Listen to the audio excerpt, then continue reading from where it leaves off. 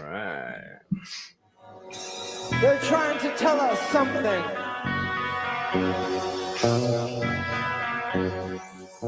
They have figured out the formula for chaos. When the clock strikes 8:30, babe, time to head for Chris's house. Hey. Will the sun make it to the next round? Oh no, Pot of Thunder. Let's pot tonight. Come on, baby, let's pot tonight. Woo! Yes, Doug Gibbs and the Emerald Live Band bringing it to you each and every week here on Pot of Thunder, the recognized symbol of excellence in rock and roll podcasting, brought to you by patreon.com/Pot of Thunder. You know, a couple years ago, Nick said, Andy, it's over with. No more free rides. I did. Cough up some bread or I'm not showing up anymore. So Wow. we've crowdsourced paying That's not very nice. the highest paid man in rock and roll podcasting, Nick Pollock, each and every week. Please go to patreon.com/Pot of Thunder. Keep Nick happy or else he walks. He tells me every day, keep it coming. Every day. Keep it coming or I'm walking. Man. You know me.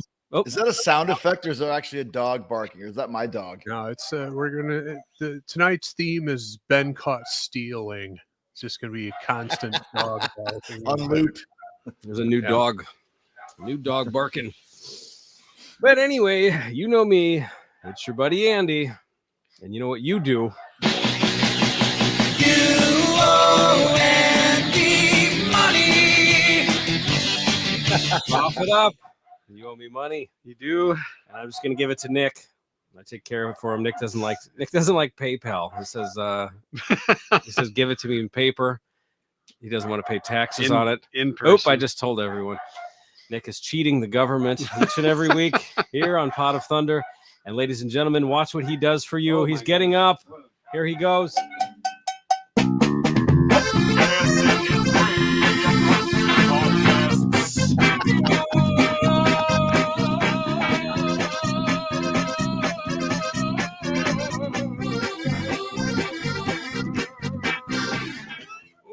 Nick Pollock has entered the program.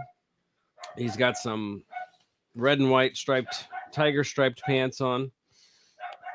And he's got an interesting object. Oh, look at Chris. Oh, yeah, he's got something too. Everybody's got outfits, got gear today. I'm the one who just went to the dentist today. Oh, you wear one of those? It looks like it. Well, ladies and gentlemen, to Nick's immediate left, you want him, we got him. I can have it every day, yeah.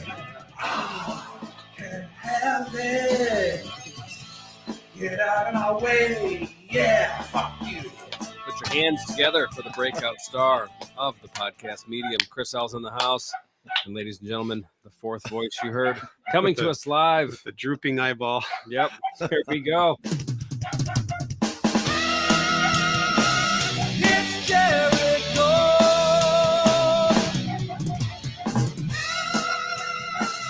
It's Jericho.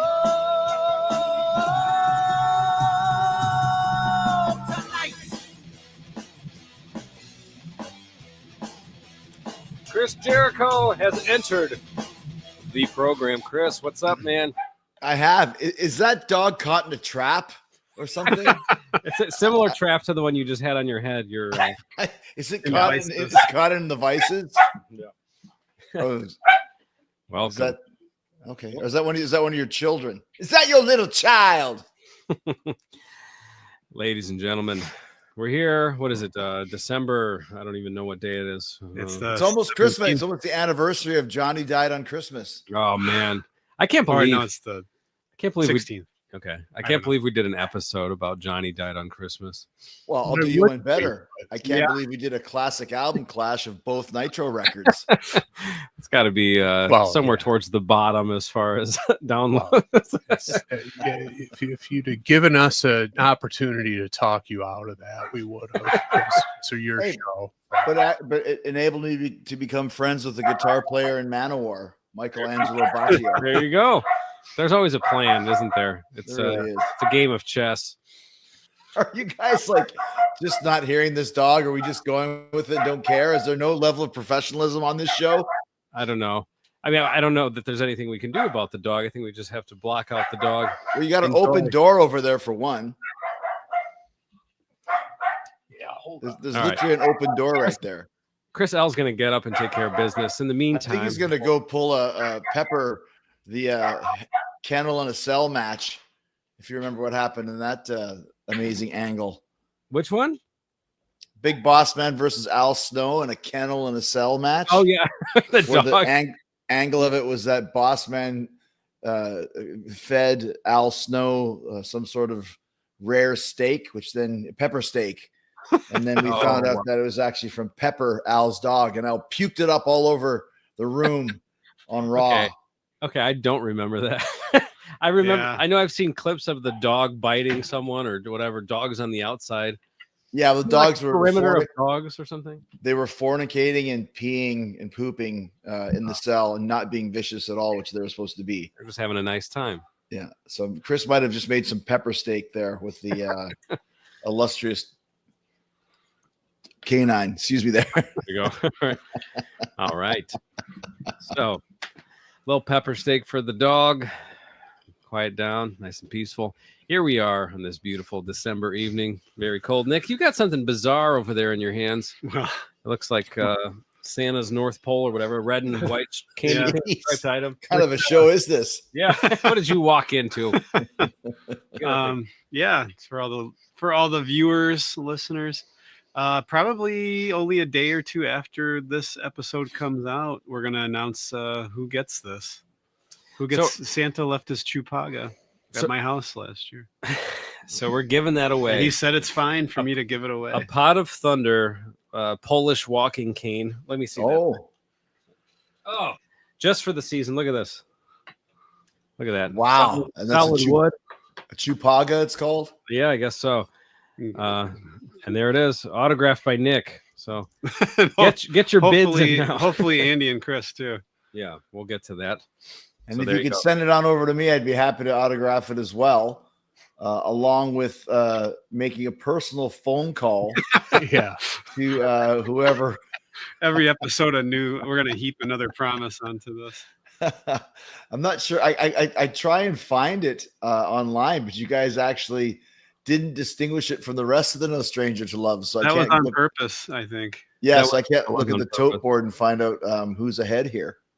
Yeah, I think our goal was to try to fool people into watching it. I think we're trying to fool Iomi into thinking that's the actual real version. I can't find yours at all. I can't find any Really? of you. No. Come on, I don't know. We should look. I wonder how many views we've It's got like here. 2,600 last time. Well, that's what I'm trying to check, but I can't find it anywhere. No, it's on there. Should be. It's not in your favorites. I mean, it's in my favorites. Oh, I see it. Here we go. Yeah, okay. The original is at 60,000, Uh-oh, they Okay. picked up some steam too. and this one. See, you probably thought that was actually Glenn Hughes. That's Yeah, me in the it's- thumbnail. Oh, that's right. Oh, sorry about that. I thought Marty Jannetty had joined the Sabs. So where are you at? What's the view count? It looks like we've stagnated at 2.6 thousand. Well, that's Yeah. that's probably your total listenership for a Pot of Thunder, which isn't bad. That's 2.6 thousand, 2.600 episodes. Viewers a episode is good. Yeah, we'll take what we can get. I'd say we're averaging about 4 viewers per episode. Hopefully not. But then you're really doing well with the video. Yeah, then we're doing great with the video. Yeah. No. Yeah. So we got that going. It's never happening. So we had a fraudulent photoshopped view count sent to me. But you gotta Friend Eddie sent it over today. you gotta admire the effort there. Yeah. There's nothing wrong with that. Eddie tried to trick us. Mm-mm. Just the attempt to pull the wool over the fans' eyes. Because in the words of the immortal Ace Frehley, fuck the fans. What was the context of him saying? He was in his manager's office, right? He was in a manager's office talking with his accountant about how he needs to make more money. And it's like, but Ace, your fans demand quality. He goes, fuck the fans. It's all about the money. Well, there you go. So, yep. Made it very clear. Anyway, so what's going on? Hey, you guys did that show was that in Sarasota, the quarantine show? Kiss, Oh Kiss yeah, Goodbye How event. did that go? Tell us. it was great. It was a Kiss Cancer Goodbye, and it's run by a fella called Neil. I'm not remembering his last name, but he puts these on every few years. He did Creatures Fest in Nashville a few years ago. Okay, same guy. Then he did Kiss Cancer Goodbye last year in Sarasota. And then this year we played Quarantine played, and Charlie, our guitar player, was on tour in South America with a band he plays with there. So we had an open spot, and it just so happened that Mr. Bruce Kulick was there. So we played with Bruce. We had him sit in on the set. That's great. And yeah, it was actually pretty interesting. A little bit of history for you here. A two-part history here. It was the first time Bruce Kulick had ever played Silver Spoon live. Oh, wow, I guess so, huh? Yeah, first time. And second of all, we had a double shot of Mr. Jean Beauvoir. What? Really? He came and sang "Who Wants to Be Lonely" and "All Night" with us. No kidding. And that was the first time Bruce had ever played with Jean Beauvoir. Wow. So it was a double moment in history where two actual things happened, which were very, very cool. It's cool that things like that are, that's basically what we're going to get now. And it's, in my opinion, it's more exciting and interesting than anything like, some kind of reissue or whatever. I hate to say it's stuff like I'm not interested in anything like that. But this is like a way to, still enjoy the music and fly the flag for Kiss, in a cool way. Well, yeah, it's hardcore fans. So what they did with the Todd Kearns, Zach Throne, Katz, Joey Casada, they get this. They played The Elder in its entirety. I read about it. How did they do it? Like straight through, front to back? Straight through the original track listing with Fanfare, Just a Boy, and Odyssey being the first three or whatever. And they fucking killed it. And this is another perfect example of a Kiss album that is so much more rocking and better live. But Odyssey, one of the most hilarious episodes in Pod of Thunder history. Thank you. Laughing my ass off at it. But they did a great job. So you get to see stuff like that, which makes it a lot of fun for everybody who shows up and comes out. That's really cool. Do they have somebody playing keyboards too? They had to. They did. They did. Yeah, I was going to say. Actually, the dude that plays keyboards in Vixen, the lone male member, was the keyboard player for the Elder. Okay. But yeah, it was great, man. Then they did another group of cats did Creatures of the Night its entirety. Anton Fig was there. They did Dynasty Unmasked set. Wow. I didn't realize there were that many performances. There was. Wow. All the guys that are Ace's backup band, those dudes, if you remember those guys, they did Alive 2 in its entirety. So just lots of cool shit like that. Wow. Was that with Todd Kearns was in on the Alive 2 set or no? Kearns was not in the whole thing. No, he was not in that one. This was Zach Throne and then the three guys from Ace's band. Oh, that's okay. Yeah, but Kearns did the Creatures of the Night. Kearns did the Elder. He was all over the place. He's kind of like the utility guy because he sings as high as Paul. And when they got to Just a Boy, that falsetto, he fucking nailed it, which is really? I could never do that. It's way too out of my range. I don't have a falsetto. Todd does, so it was killer. That's great, man. Wow. Are there videos? I haven't seen anything from it. Have they been the circulating? whole shows are out there. Yeah. Okay. Yeah, I know the Quarantine show is all out and a couple of other ones too. I haven't seen the Elder yet, but I haven't looked for it. Okay. Very cool. Well, that's great. I'm glad you guys did that. As weird as that sounds. That's just a cool thing for Kiss fans. For nerds like us. Was Bruce basically encyclopedic? Like you say, hey Bruce, we're doing this song, and he's like, yep, got it. Or did he have to? Nope. Bruce is very much he's a mensch, but he's also kind of I don't know is he a nebbish? Is that kind of he's very, very particular, and he you guys have never seen Quarantine before, but we do. No, we did at Jericho Fest. Okay, well that was like one of the first gigs. Now we have it down to a science, right? And we do a few makeup songs, but we play them at the tempo that Kiss played them on the Animalized Uncensored video. So like Love goes like, and Bruce is just holding on for dear life. He's holding the tail of the dragon. Yeah. He's like, guys, I really don't like playing in that at that tempo. It's like, well, you're in quarantine now, man. You played it like this 40 years ago. He goes, I know, but that was 40 years ago. He played the whole time with you guys? No, he joined us halfway through and then left us for the encore. So, Okay. Because I always get the impression that if you just name a Kiss song that he played on, he can just kind of go. No, when we did Good Girl Gone Bad, he didn't do the solos because he said he didn't remember them, and of course Joe McGinnis remembers them like the back of his hand. So but yeah, Bruce plays what he plays, and we challenged him a bit. Silver Spoon, like I said, he's never done it before. It's cool. And we've got 2 gigs this weekend. I don't know when this airs, but Saturday in Los Angeles at the Whiskey. Yep.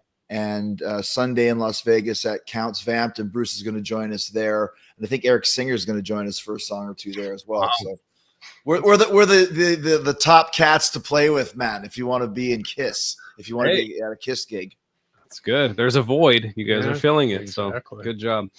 Hey, we got a question here from listener Bev. She says, ask Jericho if he'd ever bring quarantine to the UK. Well, hello, Miss Rattlehead. We would love to. And here's the thing with this band. Like, now that we're getting out there, and we don't do a lot because our schedules are all super busy, especially Kent. Luke Bryan is playing all the time. Yeah. But there's a little bit of demand. Like, there's a bunch of promoters that want to bring us out here. And there have been a couple inquiries about the UK. It's expensive to come to the UK, though. But that doesn't necessarily mean we won't give it a shot. But I think we just got to build our name up a little bit more. But so far, it's been going really good, man. It's been and it's cool to see the band come together. And like I said, we know what songs work. Like when you saw us, we were doing No, No, No, and Thou Shalt Not, and Love's the Deadly Weapon. They're all train wrecks. They're just ridiculous to try and play those songs. They're ridiculous. But we got it down now. You know, X and Sex goes over huge, and All Hell's Breaking Loose. People love that. So, you know, we know what songs work and which songs don't. So we would love to come to the UK, and we're working on that for sure. All right. Good to know. Stay tuned for that. Let's get down to business. It's business time here. So Chris is bringing a song. I don't know what it is. Nick doesn't know what it is. Chris L does not know what it is. So you're going to spring it on us. But before you do, is there anything you would like to say about it before we reveal it? Well, I had a 2-pronged choice here, and I was going to go with one, then I switched it to the other. Then right before the show started, I'm like, no, we've seen a dozen songs and videos like the one that I was thinking of, but the one that we're going to do, it's the second song by a band that we've done before. And I think it's one of my favorite songs by this band, but by the time this band released this song, the bloom was kind of off the rose for whatever reason. We can discuss that during the show, but I think this might be their best, most accessible, and one of their heaviest songs, but also one of their most melodic. So, and I'm a huge fan of this band. So I wanted to kind of give you guys another look at them and not just have the one song that everyone knows. Okay. This is kind of an additional one. All right. Well, you have the album title in front of you. You ready to introduce it? I do. And Chris L might blow his stack when he hears the name. That's always exciting. All right. Always. All right. Let's turn the microphone over to Mrs. Jones. Here we go. All right, Hammond. This one's called This Lonely Heart. Off of Hurricane Eyes. by the band. Loudness. Ooh.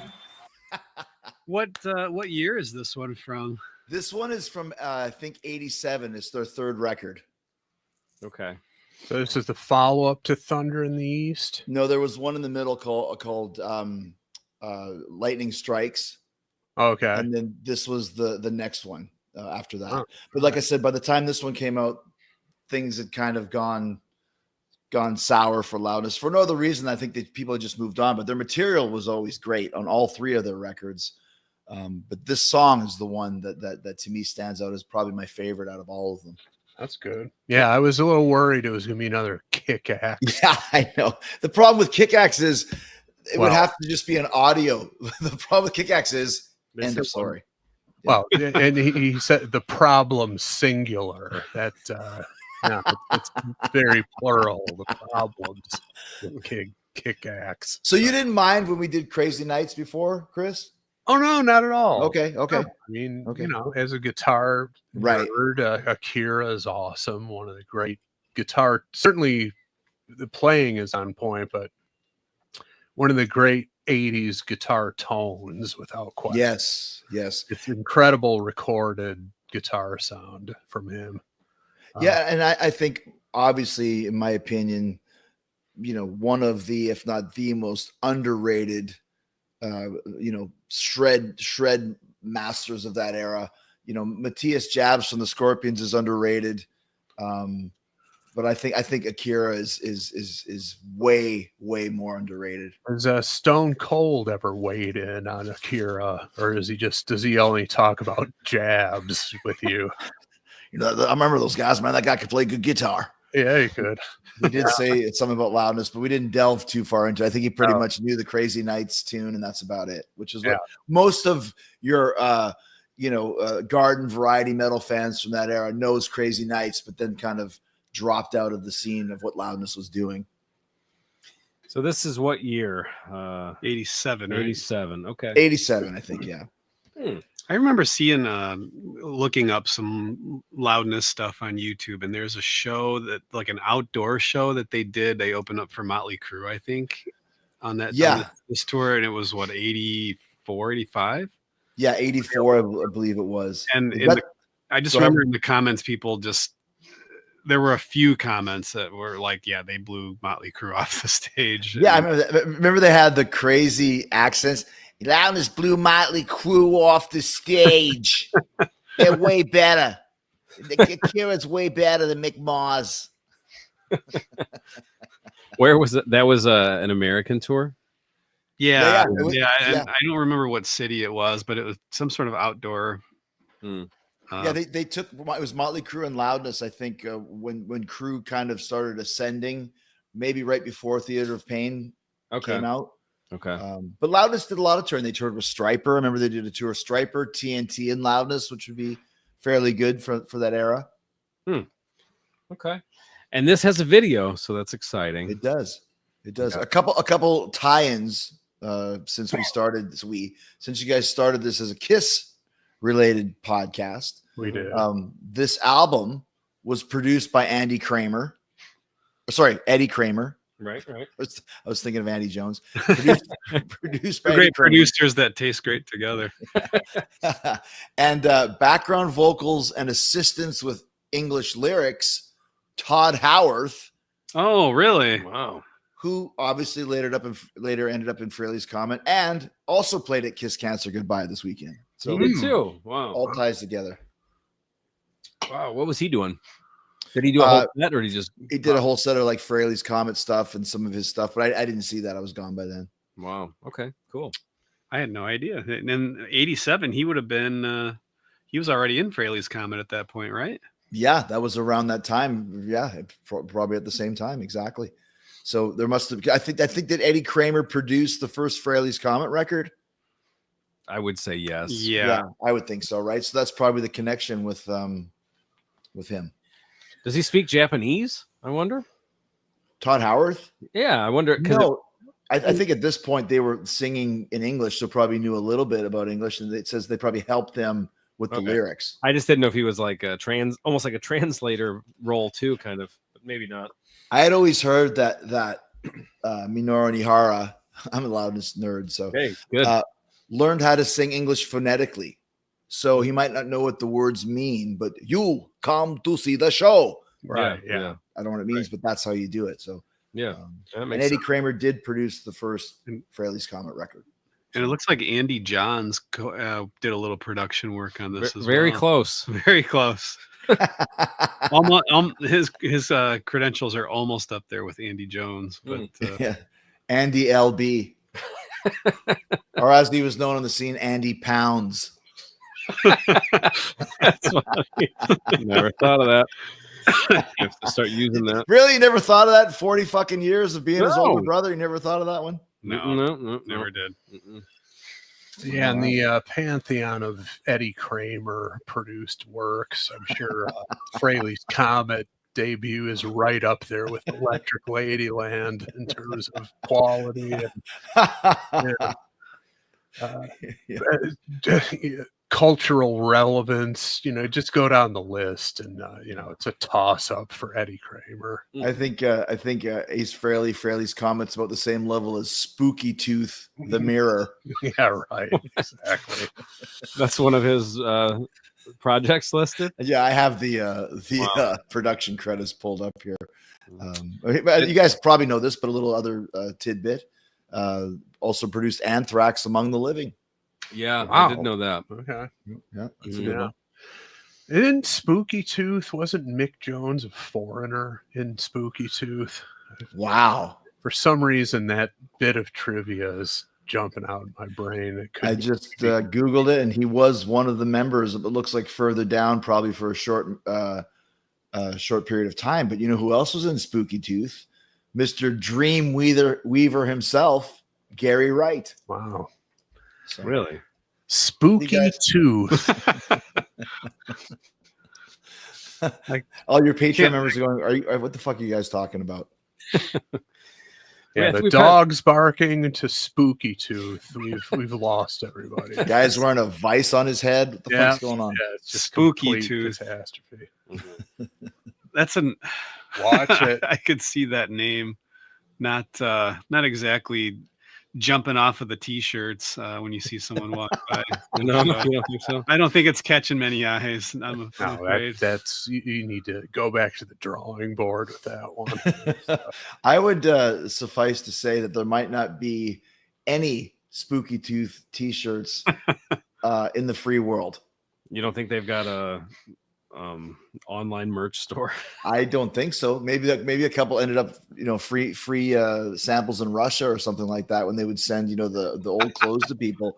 But when it said all those Buffalo Bills championship t-shirts from the early 90s got sent over there with the Spooky Tooth shirts.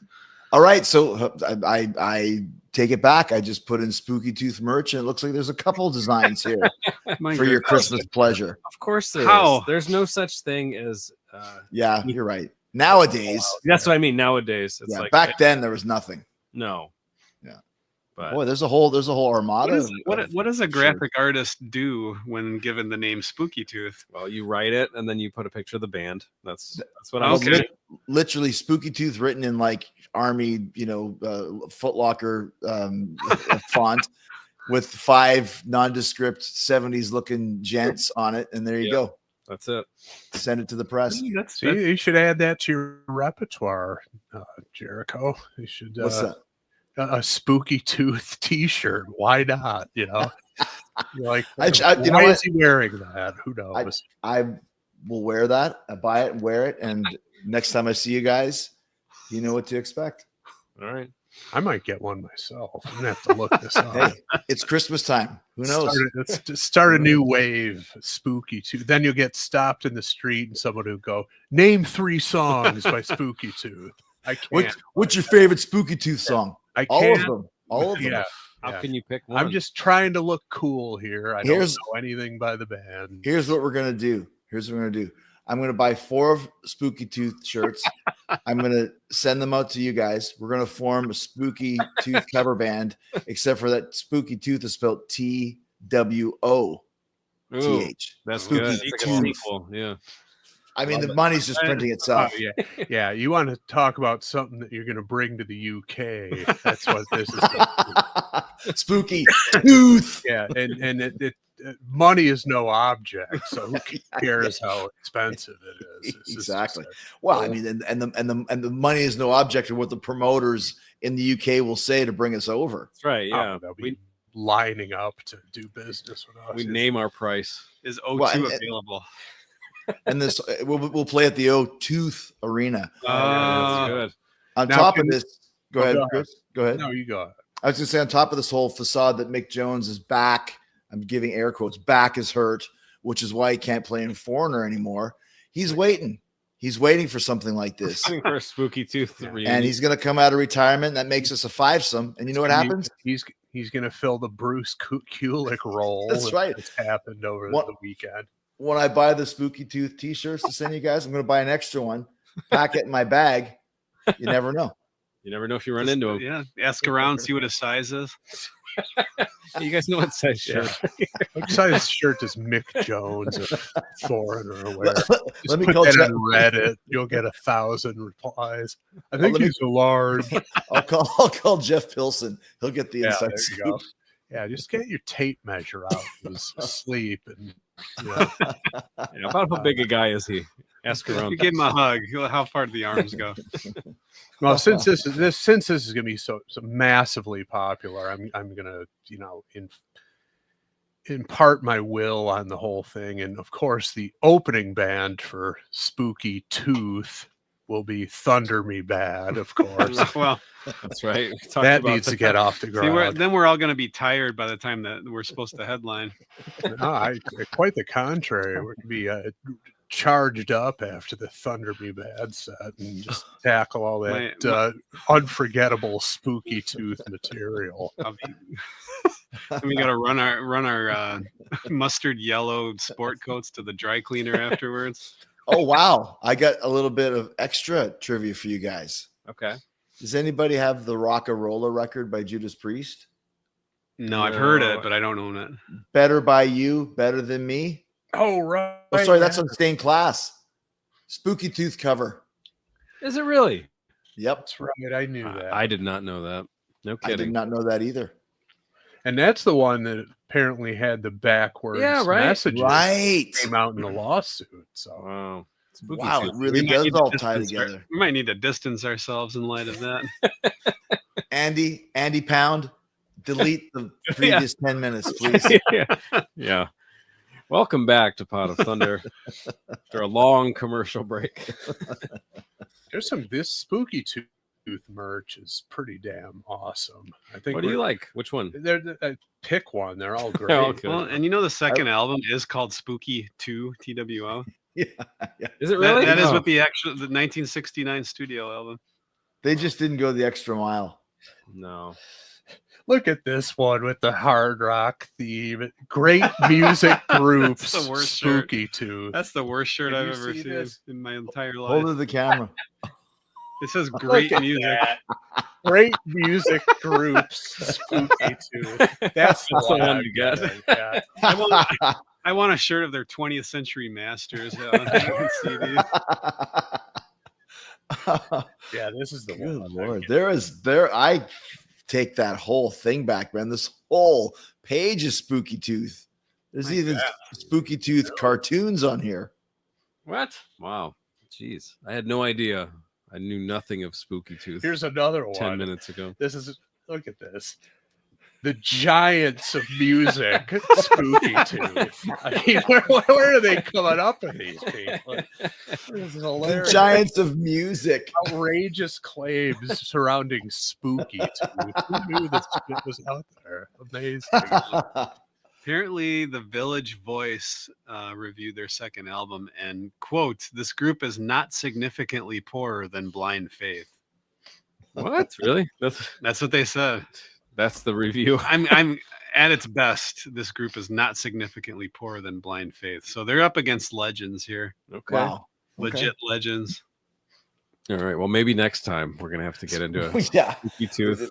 We want to know everything about Spooky Tooth except for actually hearing any of their songs. Yeah, that's probably And true. here one last one. We've got a Charlie Brown at a turntable. He says, "I'm gonna get high and listen to some Spooky Tooth."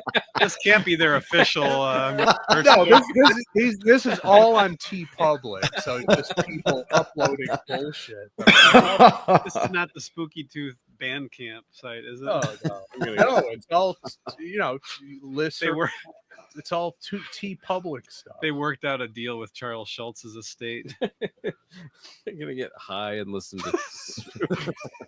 This is great. Says Charlie One Brown. of these will be in my possession by Christmas. Well, it looks like they're on sale now. You might want to act quick. Yeah, we got One of my favorite things about this show is how we just start off literally with nothing and in fine improv fashion, something classic happens every episode.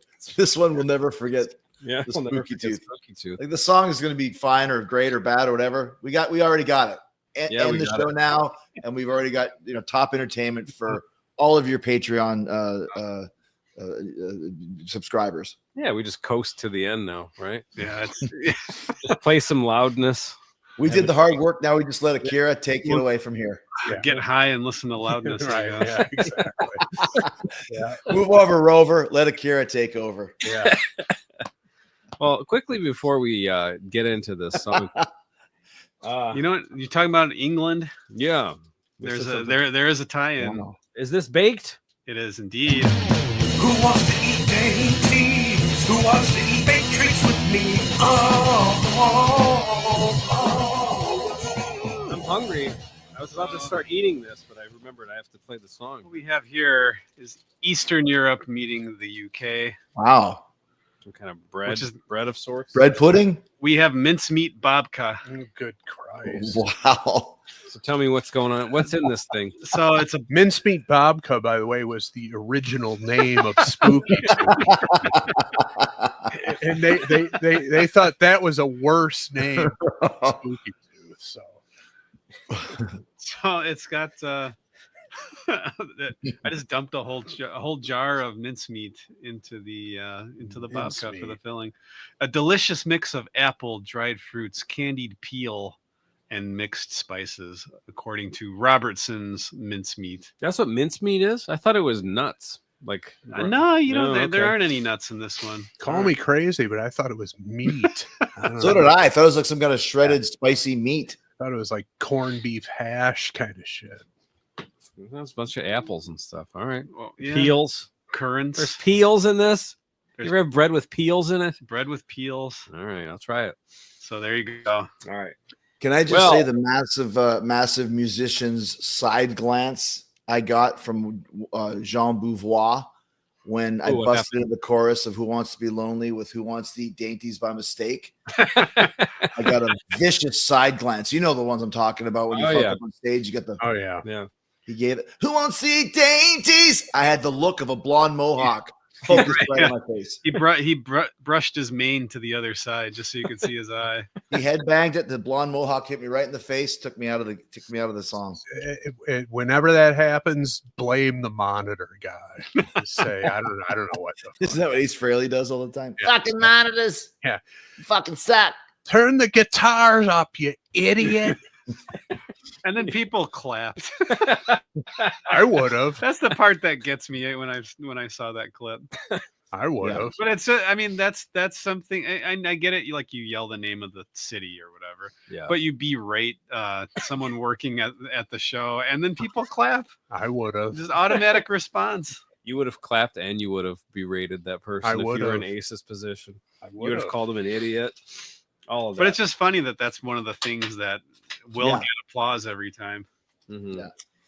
All right, so I say we take a quick commercial break and we'll be right back All right. with This Lonely Heart.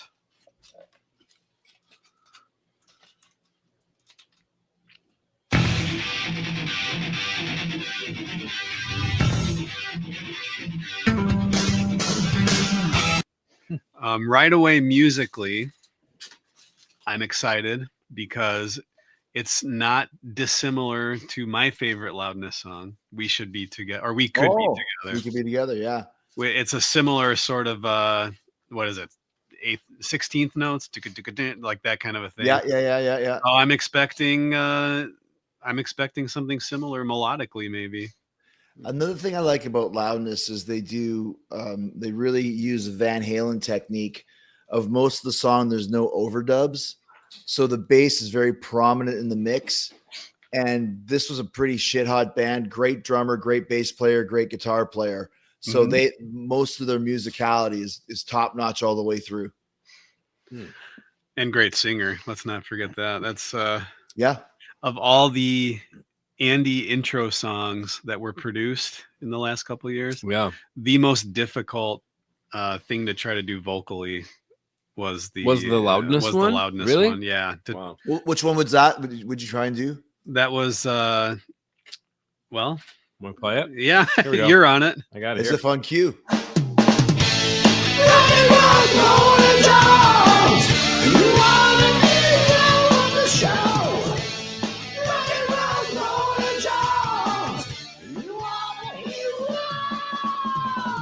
Oh yeah.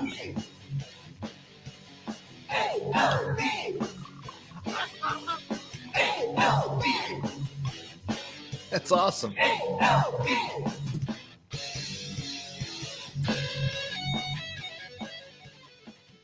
That's the one you had me help you with that, Nick. Yeah, you sent that after you performed. You still had voice left to do that. That's fucking high. That's really high. Yeah, it was really high. really hard to Yeah. do backups on that. Yeah. Now, I've never seen this video before, so we kind of stopped it pretty early. There's some performance footage going on, but at the very beginning, I was getting Shogun vibes from were people riding in on horseback? Is there some sort of other sort of theme going on in this video? There's a little bit of a theme going on. All right. Okay. What it is, I'm not sure, but maybe we can decide together. All right, let's keep going.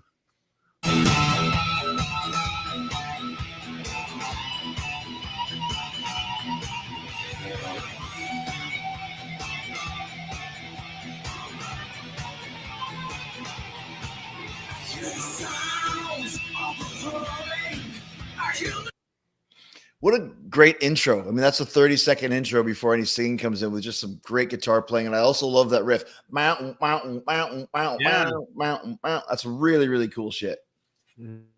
It almost had like it could be in the background of a disco song or something. Like the bass could be playing a riff like that. Good call.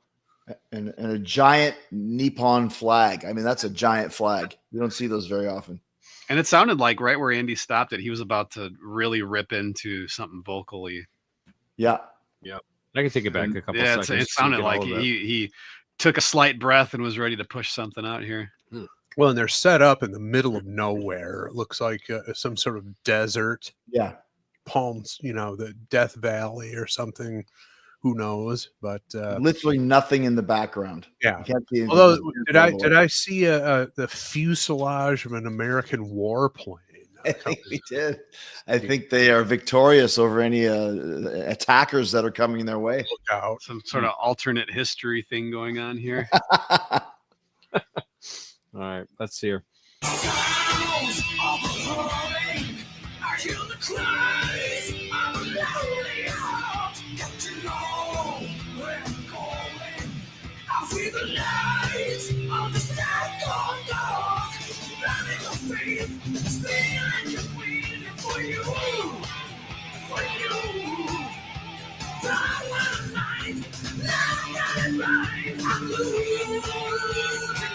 His voice is insane on this song. Yeah, he's got such fucking balls in his voice He's- being high. The only album that I have is Thunder in the East, and he's not there's not this growl behind it like there is Yeah. in this song. It's like he was great and then developed even further a couple albums later. You think some of that is because this is 3 years later of also speaking English quite a bit and singing in English quite a bit and dealing with English fans and touring. I bet he's got a lot more confidence singing in English now as well. Probably so. Yeah. It sounds like it. There's nothing inhibiting his voice in this song whatsoever. Another thing about them too, visually, they look cool. Like they don't look stupid. In '87, you think about Vinnie Vincent Invasion and even Motley Crue at this point. They still look fairly Iron Maiden rock and roll. I mean, the bass player is wearing a spandex outfit, but they don't look over the top, ridiculously glam. Yeah, that's true. They look cool. They kind of look like Vinnie Vincent in Lick It Up. Right. And Kiss. Yeah. Yeah, when he still looked cool. Yeah. Before he went super poofy and everything. Mm-hmm.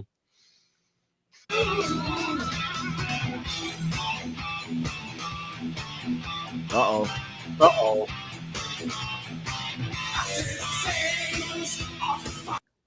So is this some sort of futuristic women's softball team coming into the scene here? Either that or Who the are chicks. these women? Like Mad Max-esque warriors of the female persuasion coming to see this kick-ass metal band that's set up in the middle of nowhere. Well, I think what happened was in the Lick It Up video, the chicks living in that city were sick of Paul and Gene spitting food on them. Yeah, So they just started walking through the desert, and then they happened upon Loudness. They dropped Paul a couple Alka-Seltzer tablets in the one scene, and, Yeah. and then left him. And Right. now Like, we have these guys look much cooler. Yeah, Now plus they're actually playing music, not just strutting around and having food orgies and whatnot. we're essentially at a buffet, huh? In the Look It Up video. Basically. Right. The futuristic one. There's a lot of close-ups of the canteens There on is, these girls' yeah. belts. Maybe that's a thing in Japan. Maybe, but they're American chicks, though. Oh, well, maybe they're projecting their fantasies onto the American women. Maybe that's the thing. Drinking water in the desert. That's an American thing right there. Yeah, There's a sense of urgency. those crazy Americans. When they get dehydrated, they drink water. There's out not of even canteens. there's not even much in there. Yeah, that water's not going to last very long. This They do. danger is arousing. What are we talking about? No, Hey, we're not the ones who decided to focus on the fucking canteens in this video. well, There I were, just had to there were at point it least out. 3 close-ups of a dented canteen. On each girl's belt. Yeah, which at the time I didn't realize they were girls. So Right. that makes it less weird. I mean, it's an 80s video, so I was pretty much under the assumption that they would be. So I was happy that I was right about that. Now, this one, after she pulled the mask off, she's got the Nikki Sixx-esque hash marks on the cheek. yeah. Right. That's a nod to their former tour mates. Tour mates, yeah. I also love the giant Loudness sign made out of stainless steel. Each Where letter is like that? alphabet soup. I'm not sure. It just was up there like in the desert. Or it looked like a mirage out in the distance. Right. Oh, I never noticed that. Yeah. Yeah, I was wondering what that was. That's big. It looks like the Hollywood sign. That's how big that is. And originally it said Loudness Land. I don't know if you knew that.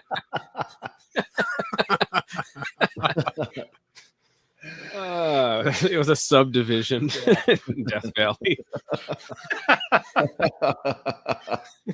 Isn't this so? Looks like it was filmed close to where all that UFO alleged action was out there. Was it Roswell. Roswell. Area 51. Yeah. Yeah. It's like those weren't UFOs. It was simply a Loudness. They were sign. giant canteens. Yeah. It's like reflections off of canteens and Loudness signs mistaken for UFOs. That's what's going on right now in New Jersey. These giant SUV sized drones. They're going to find out it's just a giant L and an O and a U and a D. Here comes an N. That's E the, double S. the Loudness comeback tour Yeah. marketing campaign. What a way to grab some eyeballs. That'll do it. All right.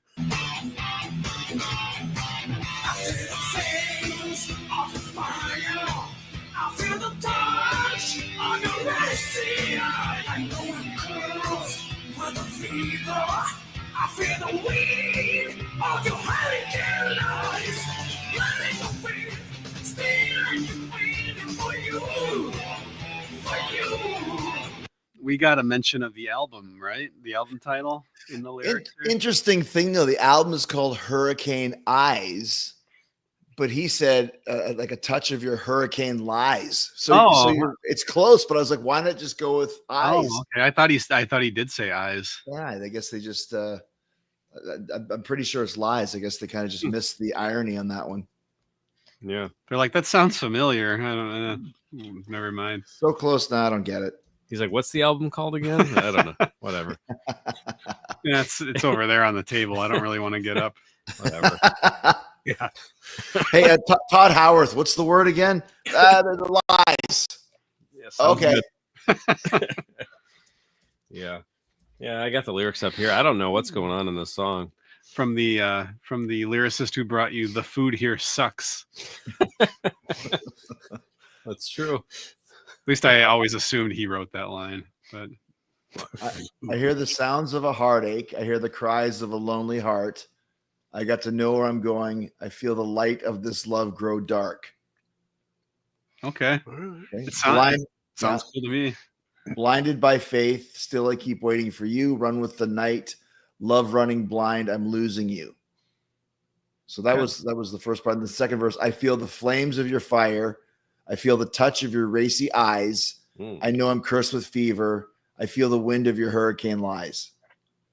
Okay. Well, there's a play with rhyming it with eyes. It's kind of Well, clever. couldn't they have just flip-flopped it? I feel the touch of your racy lies. I feel the wind of your hurricane eyes. I Yeah. would like that better. See that? Yeah, it had what Eddie Kramer asleep at the switch. If Todd Howarth wasn't messed up on coke and doing PCP with Ace, he would have caught that. Yeah, he would have been ready for that. Well, they were all high and listening to Sugar Tooth or whatever they were called. Sugar loaf. Sugar loaf. Yeah. Speaking of which, Chris's babka is all gone. Wow, That was good. nice.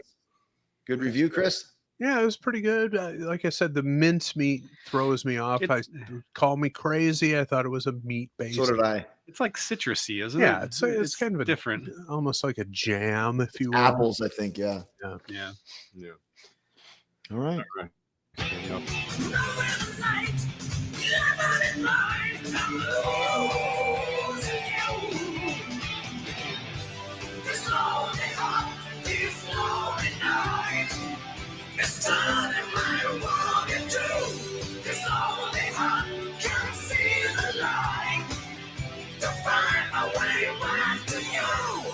There's so much musically about this song that is like a dance song. Like I know I mentioned like the Impossible Disco thing earlier.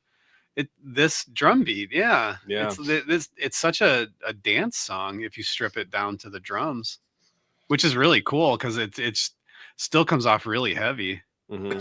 Well, and that's the thing I was saying before is the dichotomy of this super heavy riff with this very melodic chorus. I remember when I first heard it, I almost didn't like it as much because I thought it was way too poppy, but it's really it's heavy poppy. It's like really catchy stuff without sacrificing any of the grit behind it. Mm-hmm. I don't know the drummer's name, but he's got Tommy Lee vibe to him, the way he plays. He's got a lot of flash. The late, great Munetaka Higuchi. Okay. He's been gone for how long? He died, I think, in 2010, something like that. Okay. Was he still active with them, or was he gone for a while? Yeah, he played with them up until he passed away. Wow. Okay. Cool. So, but yeah, a great drummer. Once again, these guys, all three of these players, and singer too, very technical, very very capable to play almost any style. Well, and since you are a self-proclaimed Loudness nerd, were they put together by a label? Because it was basically like, all right, we have this, we're picking the most incredible guitar player, bass player, and drummer that we have in this country. No, I think it's one of those, yeah. They have records like in 1979, 1980. So they've probably been together since they were teenagers.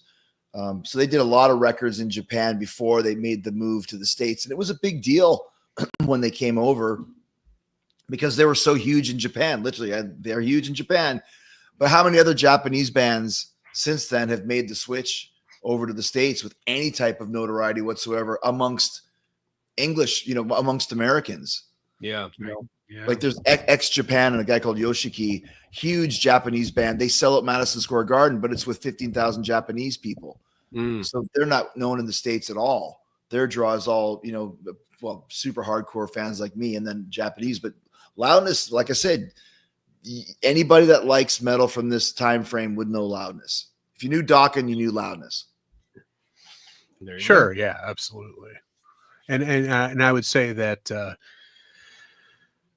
as far as exports of this type of music during the 80s, Loudness legit, Gorky Park not legit. Right, exactly. Like actually being good and having some legitimacy behind them. And all due respect to Jerry, Bandmate is pretty big. They're not, because I know every Japanese band that ever made a stink anywhere in the States or Japan. I've never heard of Bandmate. So, All right, there you go, Jerry. not that you're not saying you're not. I'm not saying that you're not right, but if I don't know them, step aside, Jerry. You're talking to Jerry Coe over here. Oh boy. I think that's 2 bad puns in one That's- show. That's good. Yeah. Let's have more. Yeah, I'm looking forward to 3.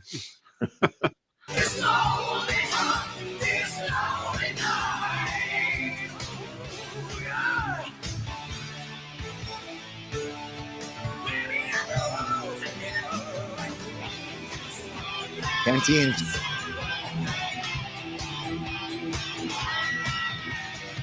Uh-oh. Yeah, she's taking off the canteen and driving some sort of sword-like object into the baked beyond belief ground in this desert. So Is it a divination rod and she's found water? it's quite possible. Yeah.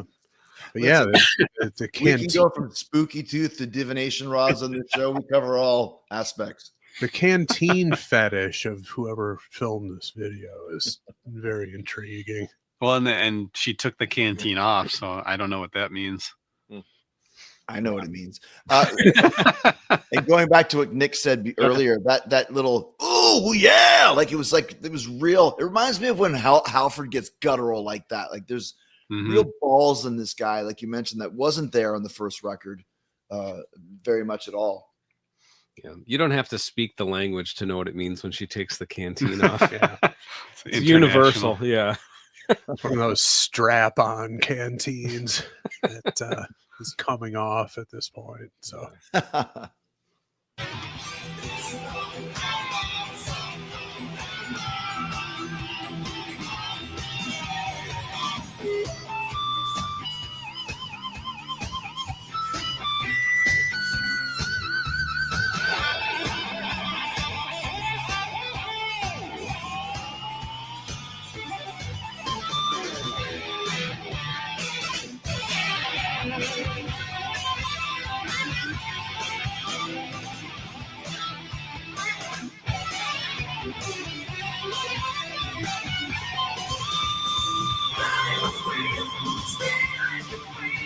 That's a pretty unconventional solo, at least the first half.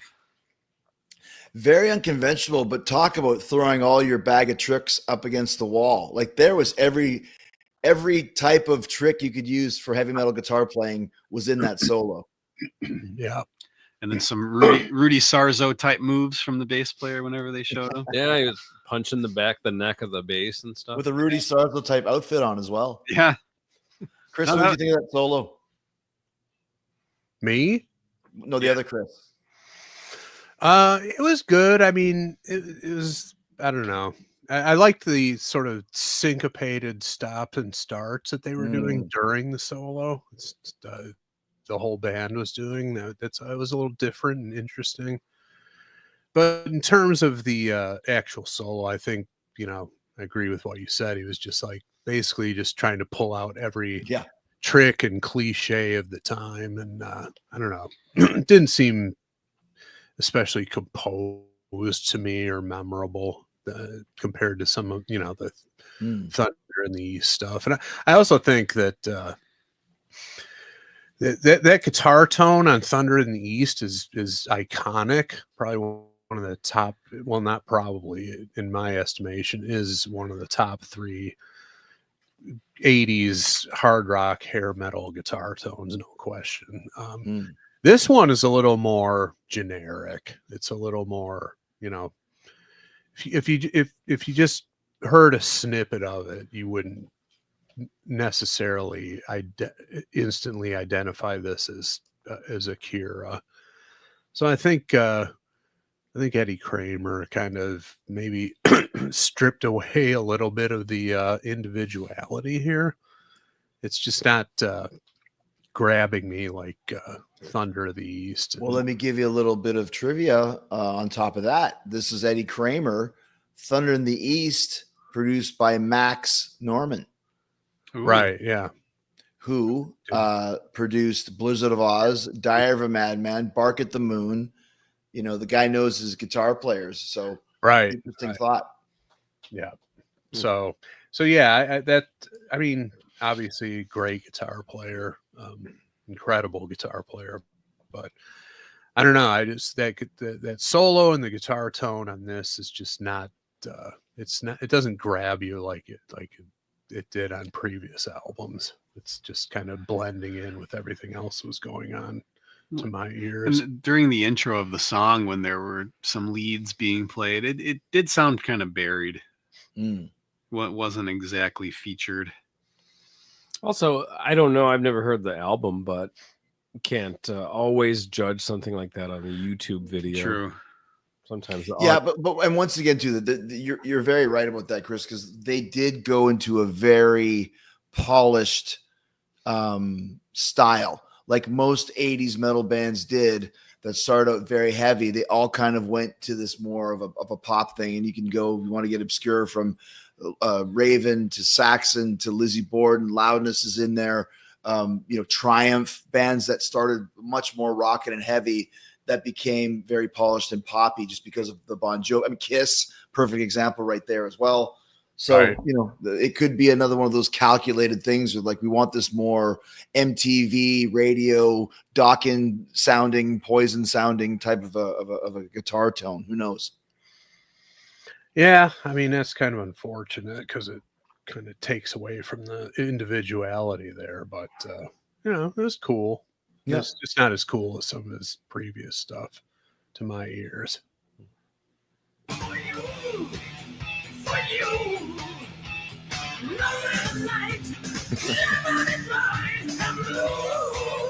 There's the canteen drinking.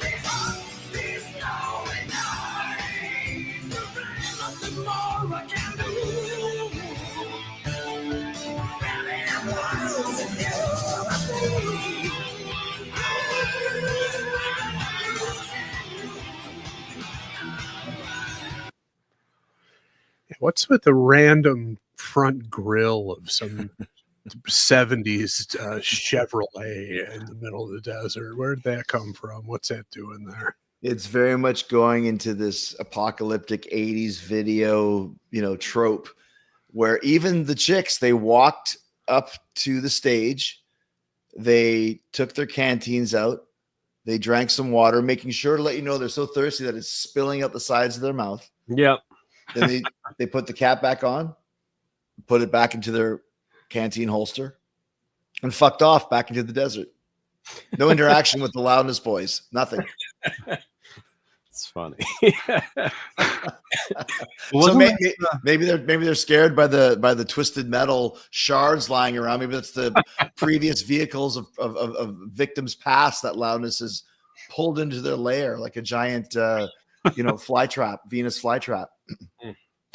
These girls are up to something, huh?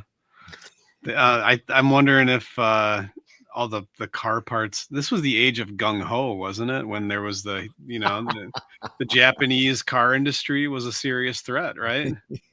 Maybe this is a commentary on that. Getty Watanabe was behind this whole video. No more Yankee my wanky. Right. Yeah. The donger need food. This was 87. This is the era of the K car and some pretty awful vehicles coming out of America. So it had every right to feel threatened by foreign vehicles. The dongo want food and to get high listening to Loudness. Yeah, right. Exactly. I mean, what kind of vehicles were you driving in the 80s, Chris? Oh man, I didn't have a car till 1990 when I bought a 76 Volare for $400 from a mechanic at Canadian Tire. So in the 80s, I was driving my mom's Buick. All right. But was it a 70s Buick, or do you remember? And, you know, like the 82, 83, kind of the hot car at the time, those Buick Skylark type things, you know? Okay, got it. Yeah, Yeah. nothing fancy. Yeah, I had for a spell there, I had a Plymouth Reliant K. What's the worst car ever? Station wagon, fucking manual transmission. Wow. Horrible vehicle. Yeah. Just the crap American automakers were churning out in the 80s. Right. It's just a dark period in automotive history. I'm serious. That's true. Awful. Yeah, they're vehicles. terrible. Yeah. That's the theme of the video. It's like Japan's revenge. You know, Loudness are destroying the K cars and, you know, kicking the chicks with canteens away from their show. Yeah, telling them to get lost. Yeah. When was the first Mad Max Beyond Thunderdome or whatever? What year was that? Like 80? The first Thunderdome is the third one. Mad Max is 1, Road Warrior is 2, and Thunderdome is 3. So yeah, Okay. 80, 82, and like 85 or something like that, probably. Because I feel like that has had such an influence on pop culture, more so than the movie itself. Like the visuals from the movie are more popular than the movie. Yeah, that's true. It is kind of everywhere. Like especially like, throughout the 80s, that whole post-apocalyptic desert thing with these I don't know, like desert gangs with their running out of gas or whatever. Well, They're especially in heavy metal. How many metal videos from 82 to 87, 88 were of that ilk? There's dozens of them. Dozens. I mean, we only a couple episodes ago, with all four of us, we did the Crocus, Right. Rich, same kind of thing. Same thing. Yeah, you're right. Yep. And you had Motley Crue did it and Kiss did it. When you get further down the line of like, you know, all these other bands kind of with these apocalyptic type settings, it became the cliche of heavy metal. Lee Aaron, it was either Dungeons and Dragons or it was apocalyptic. Yeah. Post-apocalyptic. I always felt like the Rocky Like a Hurricane video had big elements of that as well, when they're in the cage and the people are just kind of swarming around it. Yeah. Which is also Megadeth Wake Up Dead. Yeah. You know, there's a lot of those types of things. First Mad Max movie came out in 1979. Wow, there you go. All right. Oh, and since we were, I don't know if you want to necessarily dust this one off, but since we were talking about Andy theme songs, he has a Beyond Thunderdome themed entrance music featuring moi on vocals. So We'll have to figure out which one that is. yeah, if you feel like it, but I'm just pointing that out. You know. Yeah, We're gonna get high and listen to Andy entrance themes for the rest 69 of the night. okay. entrance themes. Well, yeah. You don't know which number it is. I'm looking You're it trying up. to figure it out. Okay. I will find it though. We'll Oh, it's continue with 14. tune. Oh, 14. It's the 13 was the Loudness one, and then 14 was Oh, well, there's more serendipity. There you go. let's hear it. Let's hear this one. There we go. All the children say we don't need another late show. We don't need to hear a podcast that blows. All we want is a producer like Andy Jones. Yeah, I can see where that one's not on the frequently played list. Well, you know, when you're tackling Tina Turner, it's setting the bar. Good call. Yeah. I do think the ALB Crazy Nights should be more used more often.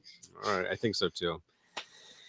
All right, Let's take it home with a little bit of. I'll give you guys a little bit of a preview. Let's take it home with another tasty Akira Takasaki closeout solo. But before we do, I noticed he recited a snippet of a lyric from my favorite Loudness song, "We Could Be Together." He said something about it's all I can do. Oh yeah, wow, yeah. Good call. But I heard that, and I'm like, do. oh, yeah. He said it the same way that he did in the other song.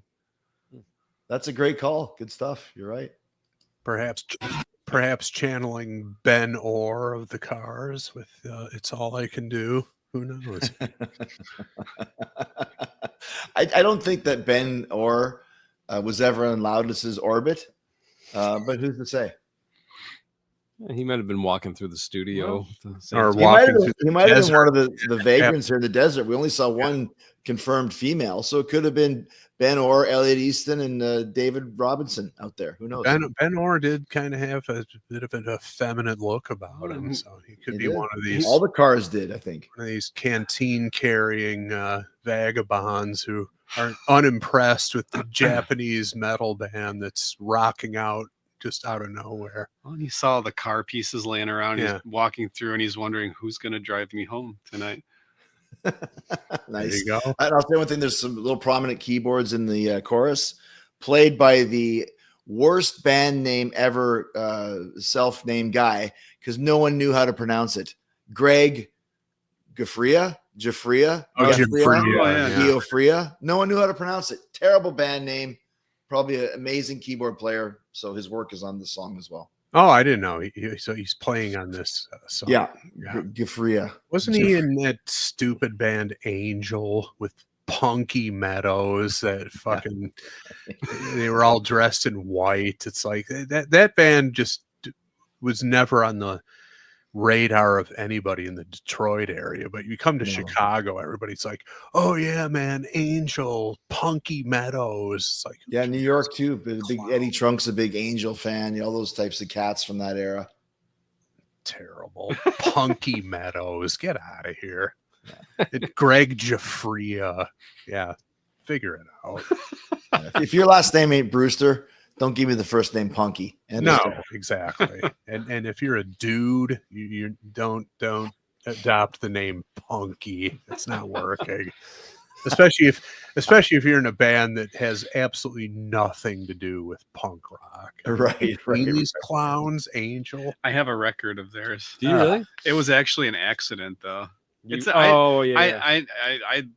good. I don't dislike the record, but I actually got it. Yeah, I got that one. This one I'm looking at. Yeah, I'm a fan of the Angels, the Australian band. Yeah. But got an Angel record as a gift, which is very nice, and I like it. But yeah, I actually do have one. In case the gift giver is listening, it was very nice. I She appreciate is. it. Okay. I'm assuming it's probably ALB's mom, which will also be Nick Polak's mom. Yes, it is, Mom. I'm not sure if you were aware of this, Nick, but Angel was the band that if you turn their logo upside down, it still said Angel. Oh, really? Yeah. Well, that was the thing. Flip it right over, and it's like identical to. see, this is the reason why heavy metal is better than glam. You turn Angel over, it says Angel. You turn Dio over, and it says Devil. It's Devil. Which Yeah, one would you rather have? I'm going with the Dio Devil one. Well, yeah. Not Angel. Angel. You should flip it over, and it should say Punky. That would be a little more clever. But Punky Meadows. Get the fuck out of here. The way he's worshipped around here in the I've Chicago never heard of area. Angel. Who's worshiping him? And here in Chicago, Oh my it's gosh. very regional. But Were they a they're Chicago band? I don't think so. No, I but hadn't heard of you them. know, California or something like that. I don't know. What nationality is Giuffria? Out of here. Stupid name. Nick, years ago, didn't we have a similar conversation on here? And then you made a Oregon Trail video game Photoshop that said you have died of Giuffria. I don't You remember that? I think you did. Maybe. Yeah. If so, then I'm very pleased to hear that. Yeah. I probably have it on my phone still. All right. We have You are now being buried in Punky Meadow. Punky Meadows was born in Washington, D.C. Mm. Not sure where the fucking band is from, but were they big like when you moved here in 91, Chris? Is that where you started that's hearing what about I them? started hearing about. Yeah. I'm like, who are these dickheads? And I go and look at them. I'm like, yeah, I'm not listening to this ever. Apparently, it looks like they were on Casablanca Records. Yeah, they were mates with Kiss. And that was what they were happening like in the late 80s, early 90s, or were they already done by then? Do you know? I have no idea. Rudy Sarzo is listed as a past member of Angel. Did you know that, Chris? I didn't know that. And I would assume that's probably in the late 70s when Rudy was in Quiet Riot, around that era.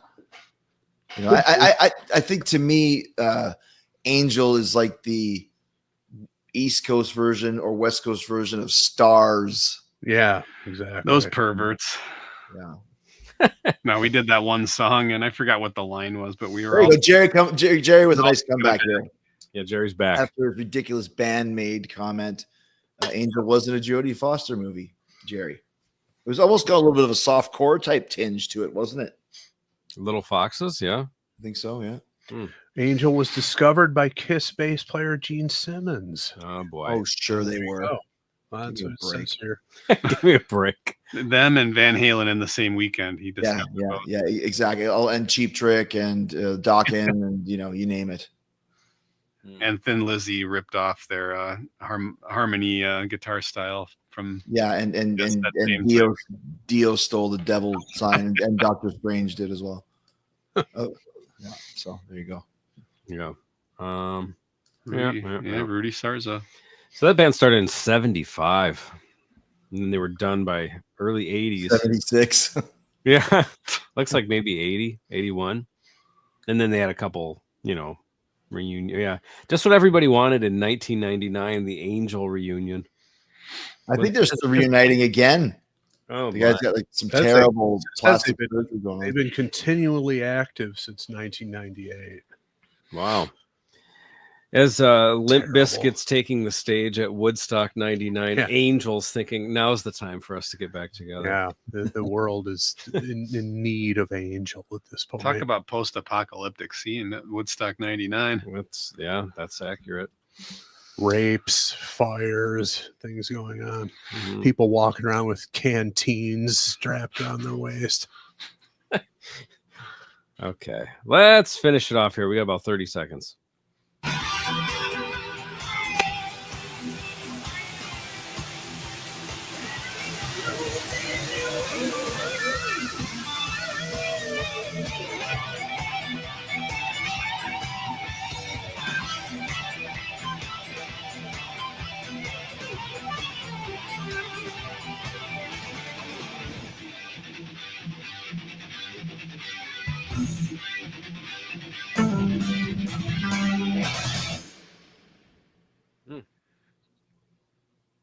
There's the Metal Church album cover.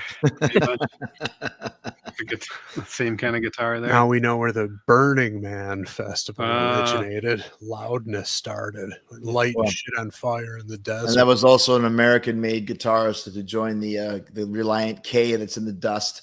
He then lights the American guitar on fire with his tasty licks. It's nice. Oh, yeah. I like it. That guitar tone to me sounded like Miracle Man. Oh, really? Interesting. Yeah, Very at the end there. chorusy, which would, have those Zach Wilde vibes to it. So, yeah. That I might hear even that be a too. Max Norman record, as a matter of fact. No prayer was not no rest for the wicked. It could have been. I for whatever reason I looked it up. There was I'm guessing the K. Do you know what the K stood for in Reliant? No. Okay. No, I just happened to look it up, and it looks like it stood for kitten. What? Why? I don't know. It just says Reliant Kitten. Okay, Small all right. four-wheel car produced by Reliant, 1975 to 82. The all right. Reliant Kitten. No There you idea. go. I don't know if that's the same thing. I don't think it's the same thing. This is a Plymouth vehicle. Just terrible. Yeah, my friend Aaron had a Plymouth Reliant when we were in high school, and Mom, close your ears. One time he crashed it into this car full of juggalos. On purpose.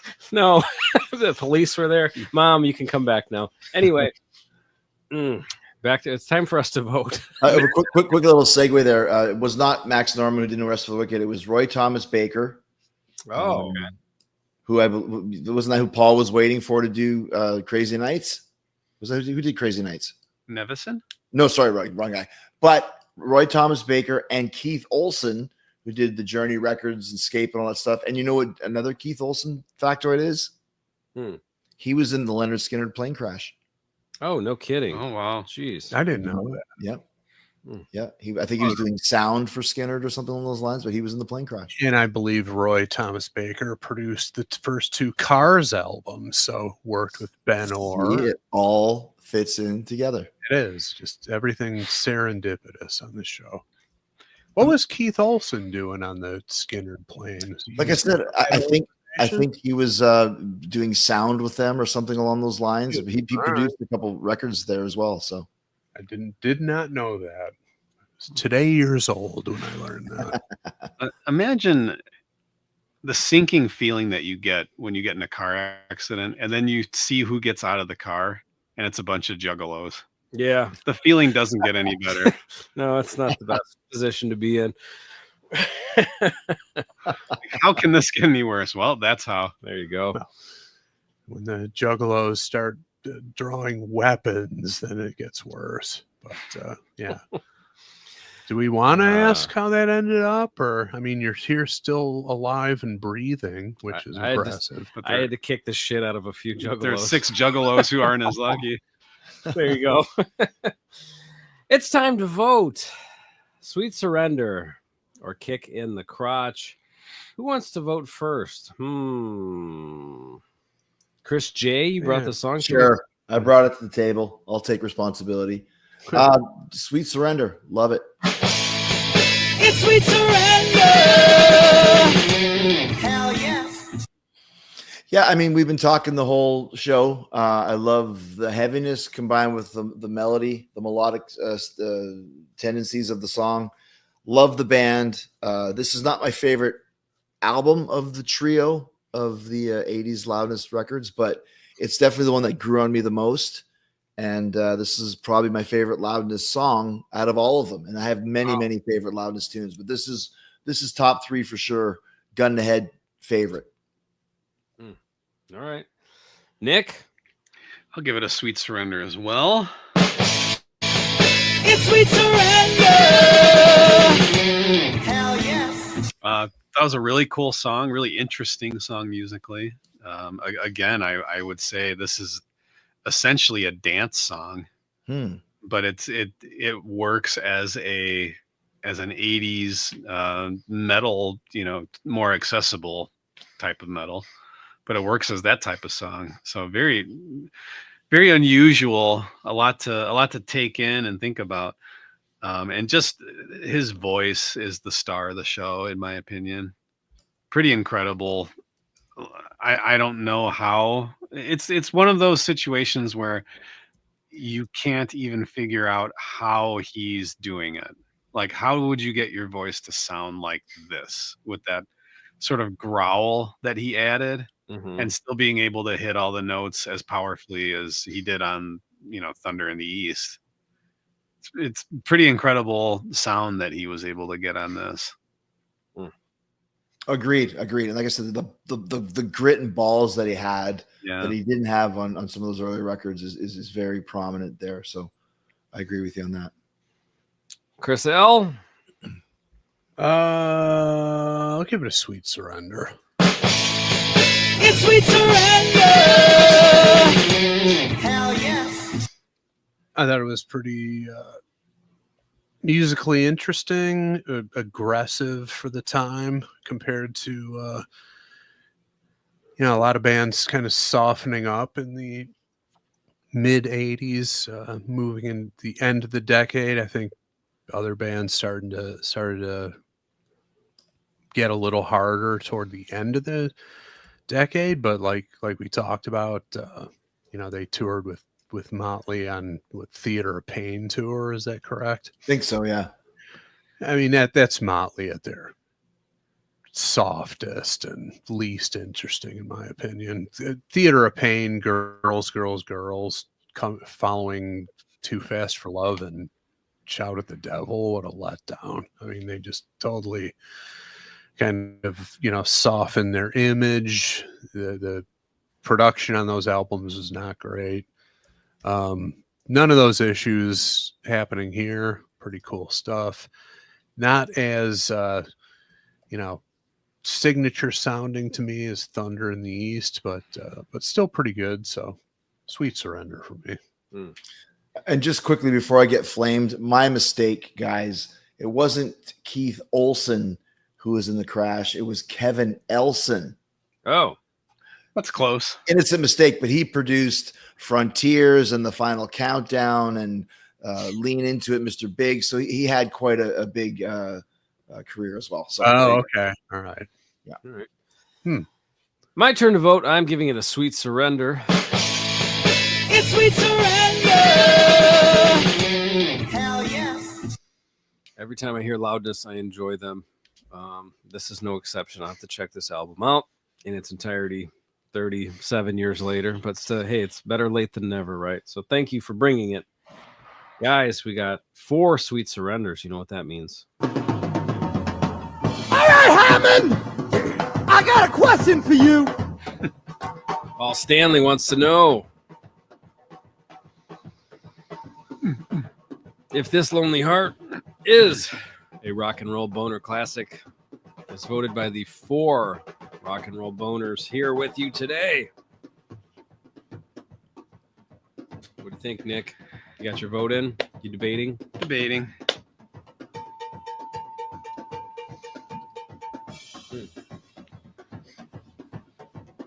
You got your cruise coming up, right? In what, 2 months or something? not even January 31st. Awesome. Yeah, so about 6 weeks or so, I guess. Yeah. That's number 6. It is 6 on the beach. 6 on the beach. Very good. Good. See what you did there. That's not my third pun. Yeah, you're really rolling with it. What's 7 going to be? Have you thought about that? Or you I got a couple ideas. I got a couple Yep. ideas. Couple ideas in the works. You know, I'm a big Maiden fan, so just keep that in mind. Uh-oh. I got a question for you. How many numbers do you have ideas for? I mean, I kind of just take them as they go. Okay. I didn't know if you were like, all right, I've got I could probably think of up to one. 30. You know, it might get weird when you get to, Scream Queen 13 or something. I don't know, but we should be so lucky. If we get to double digits and I can't rhyme anymore, I'll come up with something else. No, that's good. There's a Queen Queen tie-in you could do for 7. There is. Oh, yeah. And if worse comes to worse, you'd be like, Cruise 11. Why the fuck do you keep coming back?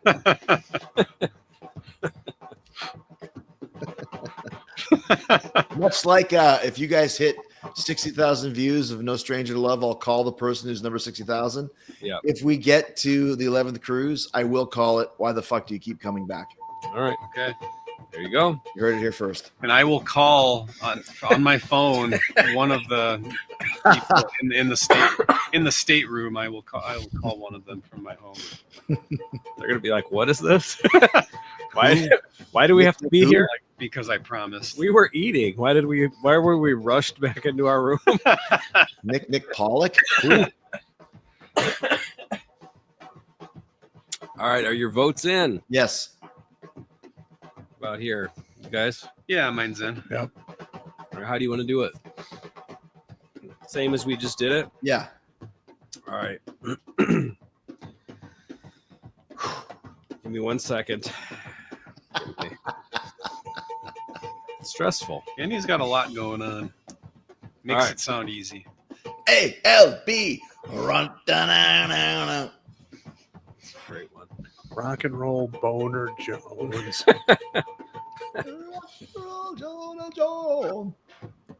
You are a hero. All right, everybody's vote is in. Starting with Chris J. Here we go. Rock. And No boner for me. Oh, Boo. pulled the boner out from under us. Yeah. we had to walk the plank.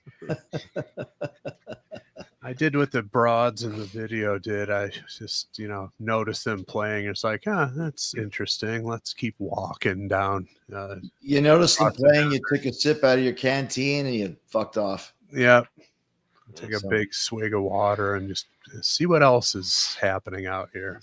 Just a little window shopping, I guess. Yeah. Well, hey, It's all right though. Made it to the second round. I'm happy with that. that's good. Yeah, Yeah. sure. Say 4 sweet surrenders. That's nothing to turn your nose up at. That's a great I'm accomplishment. sure somebody's keeping tab. Maybe Jerry is keeping tab of the overall career stats of Pot of Thunder. I think Jerry's got better things to do, but somebody out there is probably doing it. I know that was happening for the Kiss episodes. I don't know if people kept up with it after that, as far I as don't think so. statistics. No, I don't think so. 586 episodes. So. I'm sure Cavaccini's involved somehow. Yeah. Merry Christmas to Michael Cavaccini from all of us here at Pot of Thunder. Baby Quincy. Hope he gets a lot of nice presents this year. Making Yeah, up making names up for names people's for- kids. I love it. We're not gonna bother learning the actual name. Whatever. I could have it. I could have a nickname for Cavaccini's son. That's true. That nickname is A Quincy. nickname that is an actual name. Nobody can take that away from me. That's a good point. You could just have a nickname for anybody. Yeah, Exactly. it makes you closer to I'm them. going to call any one of you guys Quincy. I'll fucking Sounds do like it. I a don't Chevy care. Chase kind of a thing where he'd pretend like he's not paying attention to who he's with, you know? Yeah, Right. Letterman or something. Yeah, just called the wrong name. Yeah, see? That's Very what I'm Chevy going Chase for. of you. Thank Mhm. you. Appreciate that. All right, fellas, I got a split. Well, thank you for joining us. Very glad to have you. Nice. It was a Christmas bonus. It Better was. than the Thanks for Jam of coming the on. Month Club, if you're Nice talking about surprise. The gigs will already have happened by the time this episode comes out, but have a good time at the Whiskey and in Vegas. And Well, for anybody in your Patreon club, Yeah. if you're in LA or Vegas, you want to see some kick-ass rock and roll by a fine combo, come on down and check us out. yeah, for sure. Is Charlie joining for those gigs? Or Yeah, he's back. He's back. Okay. He's good. a good guy. He's the best. Yeah, he's the best. Or we got to talk to him a little bit. Really nice guy. Oh yeah, we did talk to him. He was great. He was fun, and I remember he wanted to take a selfie with me and Nick, I think he did. and we were like, "Of course, but why? How are we going to get this? You know, why? Americanos. Yeah, maybe because I was like, sure, of course, yes, but do you think we're someone else? Do you think I'm Danhausen again? Like Rich? No, thinks- What's that? Rich thinks you're down. You do have a Rich- down. Rich Ward thought I was Danhausen at your birthday party. He asked you to introduce him to me, and you brought him over. And as we were talking, I saw the smile on his face fade away when he realized I wasn't Danhausen out of makeup.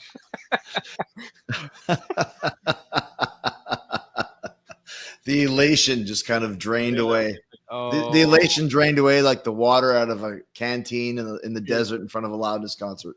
exactly. Might have been better if he said, "No, I won't introduce you." I'm Yeah. sorry, you can't meet Dan Yeah, Housen right now. you're not allowed to meet Dan. He doesn't want to meet anyone today.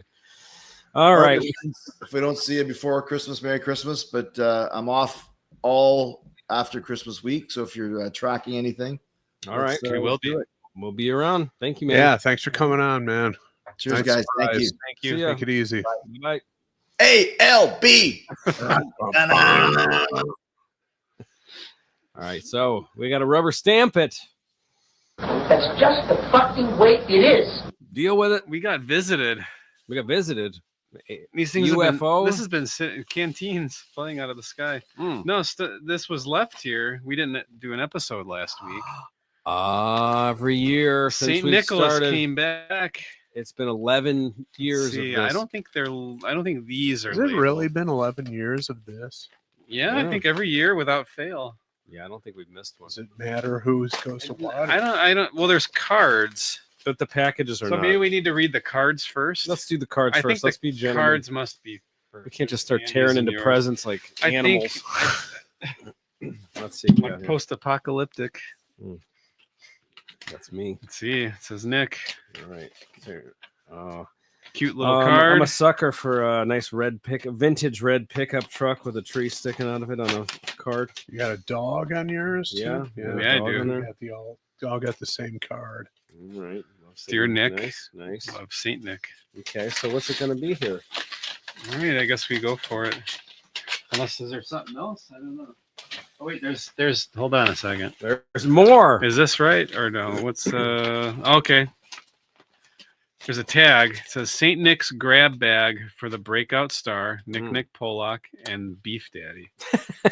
So Saint Nick. So it's a grab bag. So we get Oh, so whatever it's one whatever we we get. got, so it Yeah. doesn't- Well, we all got one. So nothing is intended for a specific person, I suppose. Can we do a white elephant trade? I suppose. it's fair game, right? I'm gonna swipe yours. Ooh, look at that thermal lined I need new whatever whatever it cozy is. socks. Very nice. Oh yeah. What do you? Old Navy. Yeah. I got looks like purple kind of a thing going on Purple? here. Yeah. Purple. Yeah, it looks like it's got a little like a black purple kind of a thing going on there. Yeah. Pretty nice. Snowflake motif. Yeah. It says "Go warm." Thank you, St. Nicholas. Like a quasi argyle thing going on. Yeah, there. I got a snowflake. like a, on there. like a winter sweater motif. Yeah. I'm gonna throw my current What do you socks in the got? garbage.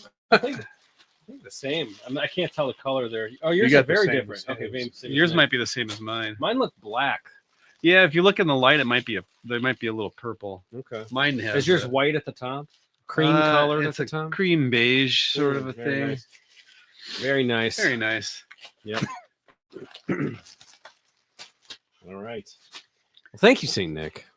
Each and every year, I guess we've been good boys every year since 2013.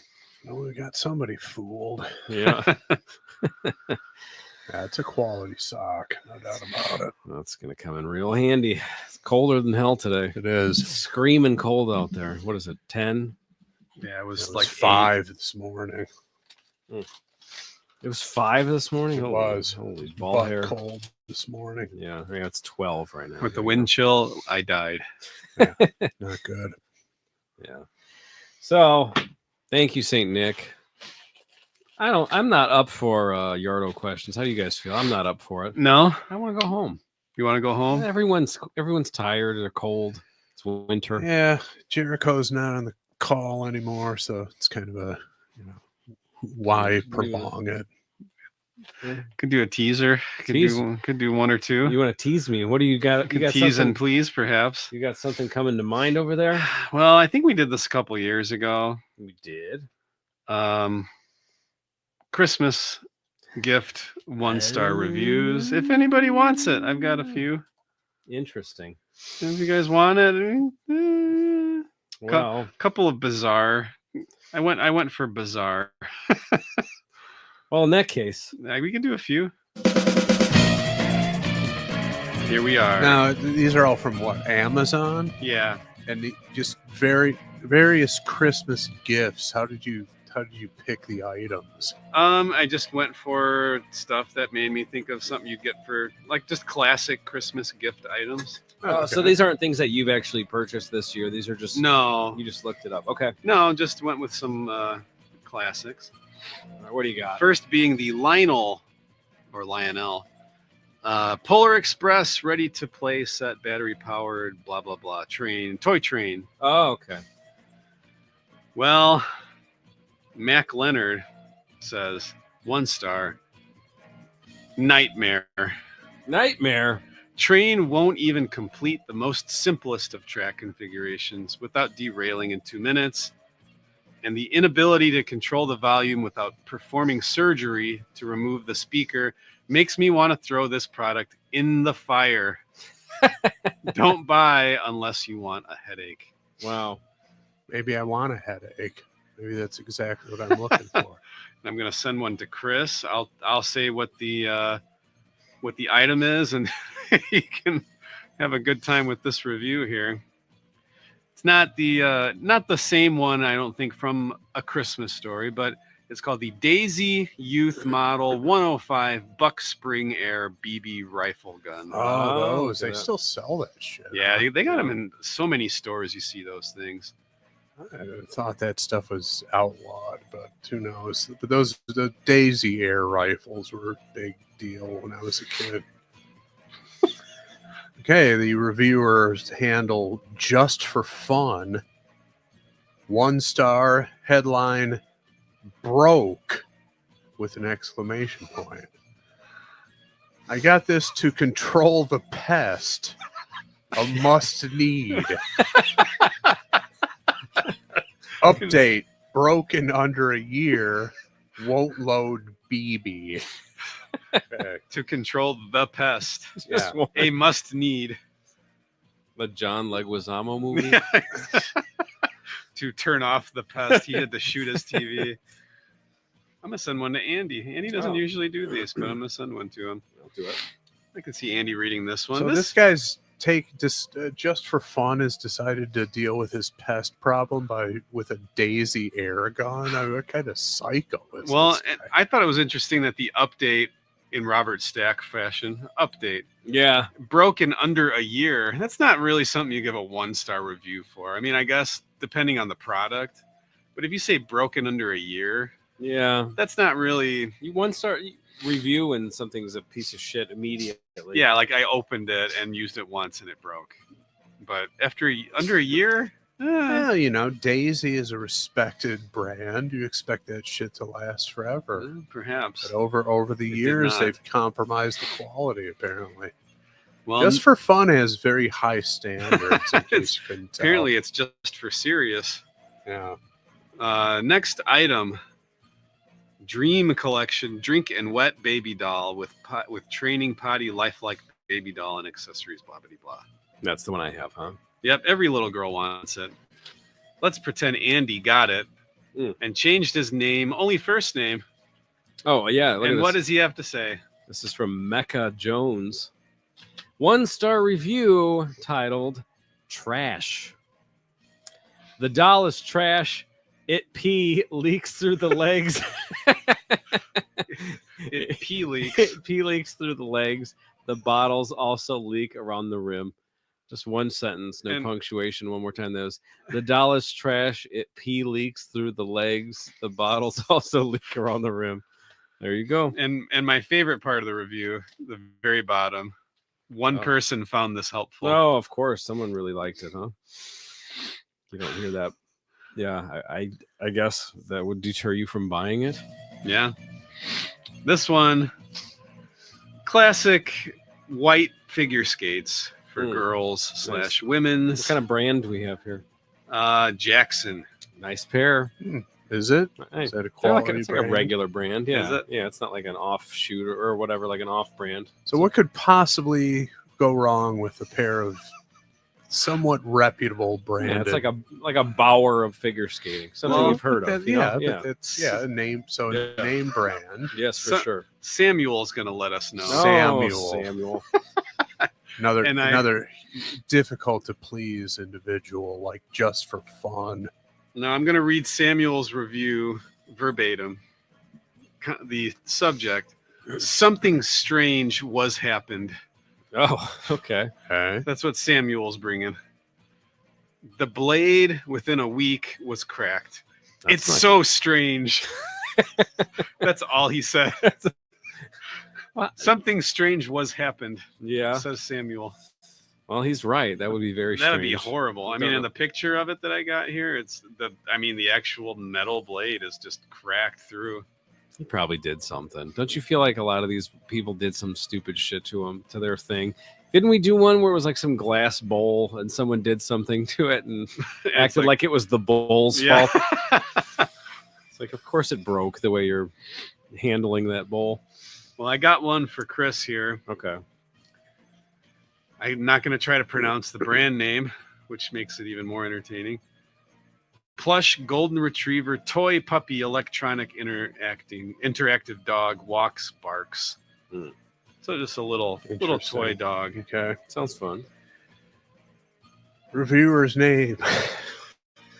Gay Duhan.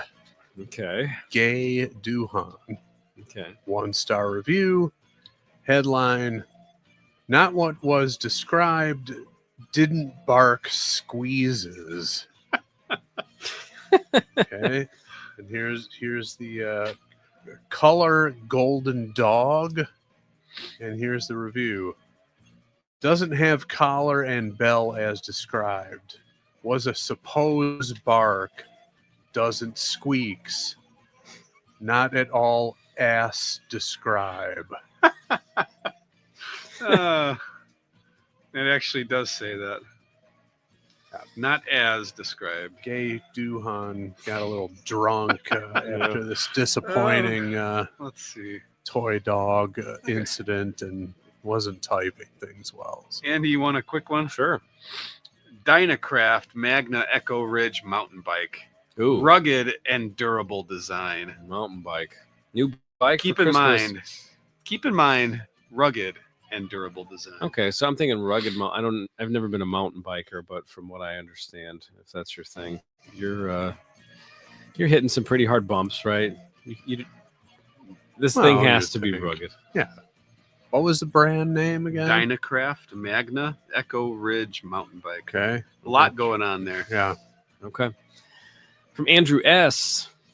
1-star review titled Cheap Parts. In all caps, make cheap bike. Next sentence, all lowercase. Brakes on jumping a curb with 5 exclamations. Rugged and durable design. Brakes on jumping a curb. That's not good. That's not good for a mountain bike whatsoever. No. You're gonna kill yourself using that You thing. would die if there's a car coming. Yeah. There are 2 more that I've got. Just mainly the subjects are what made me laugh. I'll give Chris one here. Okay.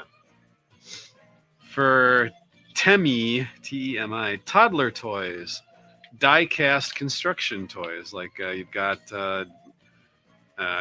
various construction equipment, backhoe, forklift, large vehicle, kind of to carry all of them.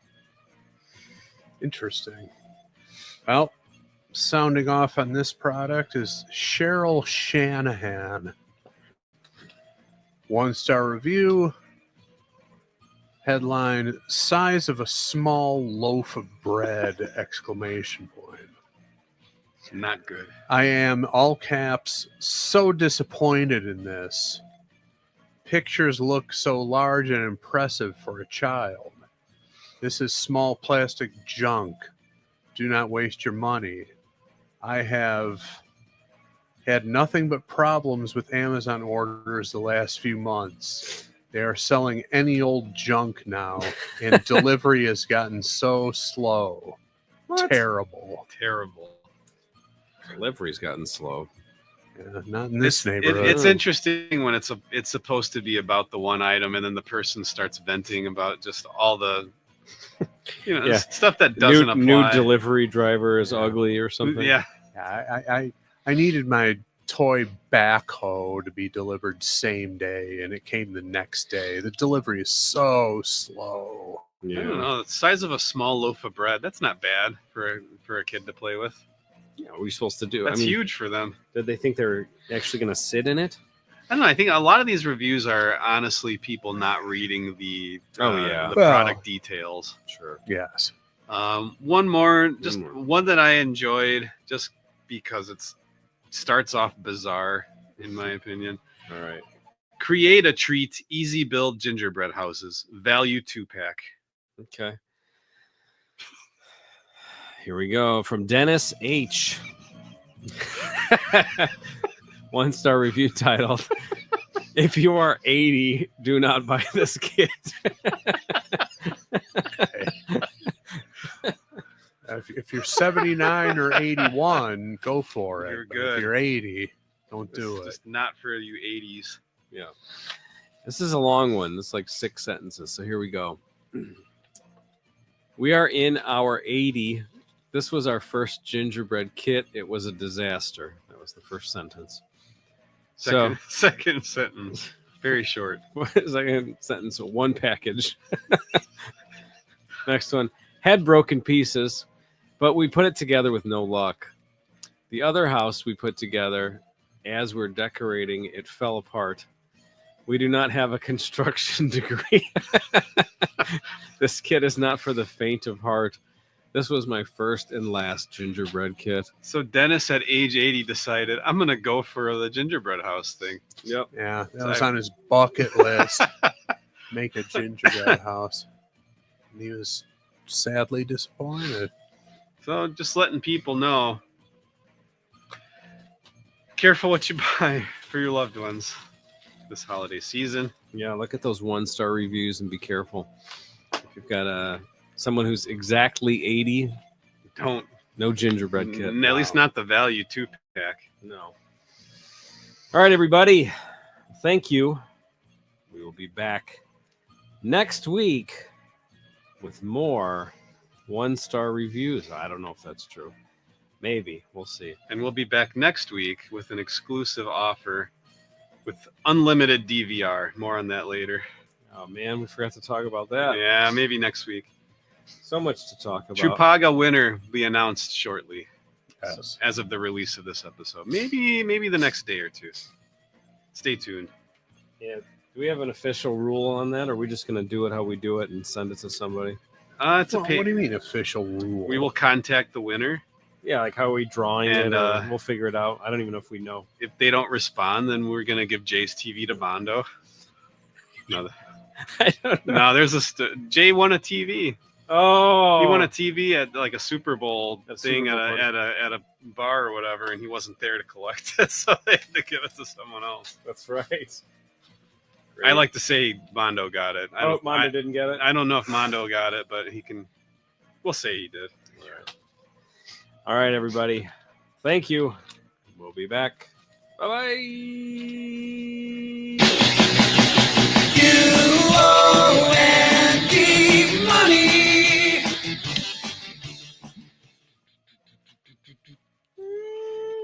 These socks are excellent. Yeah, I was just gonna.